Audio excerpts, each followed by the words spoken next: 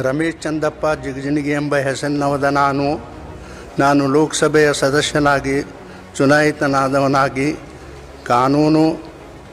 ಕಾನೂನ ಮೂಲಕ ಸ್ಥಾಪಿತವಾದ ಭಾರತದ ಸಂವಿಧಾನಕ್ಕೆ